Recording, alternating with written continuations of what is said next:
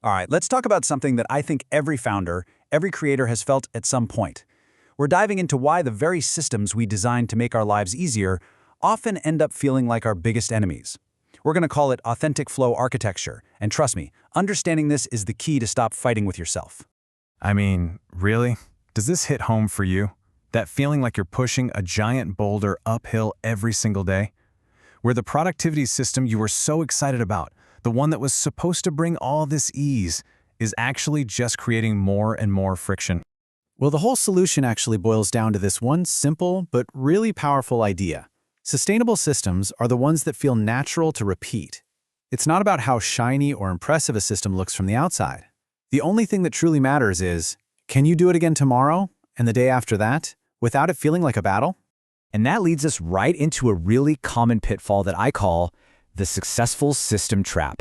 This is a little story that I bet a lot of you out there will find, let's just say, uncomfortably familiar. So here's how it goes. It always starts with the absolute best intentions, right? You're on the hunt for a better way to get things done, and you stumble upon this incredible, super polished, highly structured framework online. It looks like the answer, the silver bullet you've been searching for. But then you actually start using it, and it doesn't take long for reality to set in. Every single item on your to-do list just feels heavy. It feels forced. You know, it's kind of like trying to write with your opposite hand. You're constantly bending and twisting yourself to fit the system, instead of the other way around. And then, you know what happens next? After a few weeks of this constant internal struggle, the whole thing just implodes. That beautiful, perfect framework is gone, and you're left feeling totally frustrated, sitting right back at square one. So you have to ask yourself, what went wrong here? And for most of us, our immediate go-to answer is something like, I just wasn't disciplined enough. We blame ourselves. But what if that's not the reason at all? What if that's the completely wrong question to be asking? You see, the real culprit here isn't a lack of willpower. It's a hidden cost, something we're going to call the imitation tax. And honestly, it's the very reason that system was destined to fail from the moment you started. So what is this tax? It's not about money. It's the operational and, frankly, the emotional price you pay when you try to just copy and paste someone else's workflow onto your own unique way of doing things. You pay for it with friction, with frustration, and eventually, with total system failure. Now, thinking about it this way completely shifts your perspective, doesn't it? The system collapsing wasn't a personal failure. It wasn't about you. It was a mechanical rejection. Your own internal operating system literally rejected an incompatible piece of software. And that brings us to what might just be the most freeing idea in this entire explainer. Ready for it? Discipline isn't the problem. Okay, just look at this slide for a second. On the left, we've got the myth. That's the story we always tell ourselves. I just need to be more disciplined. I have to try harder. But then look at the right. That's the reality. I need a better fitting design. The issue isn't the engine, it's the chassis. It's not the effort, it's the architecture. And here is the single biggest takeaway that changes absolutely everything. The goal of a good system is not to fundamentally reshape who you are.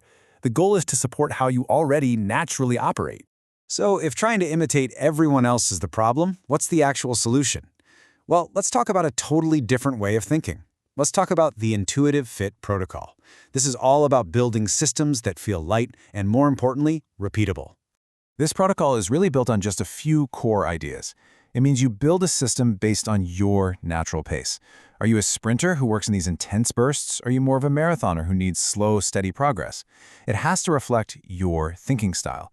If you're a visual, mind-mapping kind of person, a rigid spreadsheet is going to feel like a prison. And maybe most importantly, it honors your energy patterns. If you do your best work at 10 p.m., stop trying to force a 5 a.m. morning routine just because some CEO on the internet told you to. The whole goal is a system that's so simple, so honest, you barely even notice it's there. This quote just perfectly captures the whole philosophy, right? Flow grows from alignment, not imitation. So stop chasing someone else's version of success by copying their exact process. Start building your own by designing a system that actually fits you. Okay, so this all sounds great, but how do you actually start doing this? Let's walk through the very first, very simple steps you can take to start designing your own honest flow like today. Getting started is way, way simpler than you think. You do not need to burn everything to the ground. Step 1, just notice. Just pay attention. Where in your day does something feel forced or heavy? Is it your email, your project management tool? Just pick one thing. Then, step 2, adjust one tiny part of it.